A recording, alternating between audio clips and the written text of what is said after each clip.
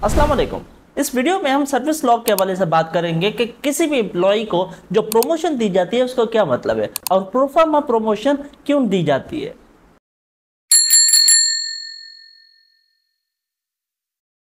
अब ये प्रमोशन क्यों दी जाती है? प्रमोशन बेसिकली इसलिए दी जाती है या तो उसने कोई एक्स्ट्रा क्वालिफिकेशन रखी है या कोई उसके स्किल्स बढ़े या फिर उसकी जो लॉन्ग स्टैंडिंग है सर्विस में उसको as a token of appreciation उसे प्रमोट किया जाए। देखें कुछ डिपार्टमेंट में ऐसा होता है जिसमें आप एक्स्ट्रा क्वालिफिकेशंस करें या फिर आपके स्किल्स बढ़े तो आपको वो प्रमोट करते हैं, और कुछ डिपार्टमेंट्स में ऐसा होता है जिसमें एक सीनियरिटी लिस्ट होती है और सीनियरिटी लिस्ट में जब आपका टाइम आता है, आपका टर्न आता है, आपको प्रमोट किया जाता है। मीन्स के जितने साल आपने आपकी स्टैंडिंग है सर्विस है उसके बाद आपको प्रमोट किया जाता है। Means as a token of appreciation आपको प्रमोट किया जाता है। अब असल बात यह है कि आप सबको पता है कि प्रमोशन क्या है, लेकिन आप में से मेजॉरिटी को ये नहीं पता होगा कि प्रोफार्मा प्रमोशन क्या है। बेसिकली जो प्रोफार्मा प्रमोशन का कॉन्सेप्ट है वो ये है कि अगर फॉर सपोज आप एक सिविल सर्वेंट है और आपकी सीनियरिटी लिस्ट में आपका नाम आ रहा है और आपके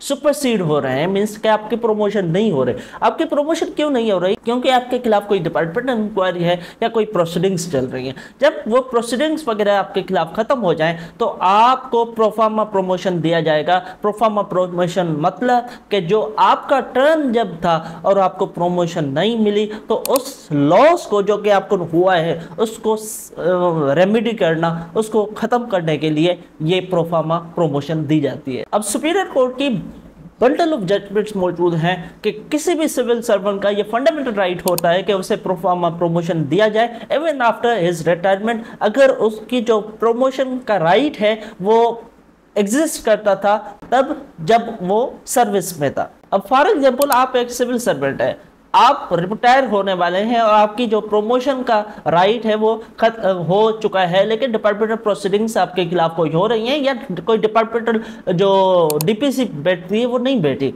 और ये आपका फॉल्ट नहीं है। अगर आपका फॉल्ट होता तो फिर तो आपको प्रोफार्मा प्रमोशन नहीं मिलेगा, लेकिन फॉर सपोज आपका फॉल्ट नहीं है, कोई किसी और के फॉल्ट से, डिपार्टमेंट के फॉल्ट से आप अब आपकी प्रमोशन नहीं हुई और आप रिटायर हो गए। मीनिंग देयर बाय कि आपका जो राइट टू प्रमोशन है वो आप जब सर्विस में थे आपका वो राइट टू प्रमोशन था, हुआ था, बना था, लेकिन due to the act of department आपकी प्रमोशन नहीं हो सकी और अब आपके रिटायरमेंट के बाद आपको प्रोफार्मा प्रमोशन दी जाएगी और जो लॉस आपको कमिट हुआ है, जो लॉस आपको आया है उसको रेमेडी की जाएगी।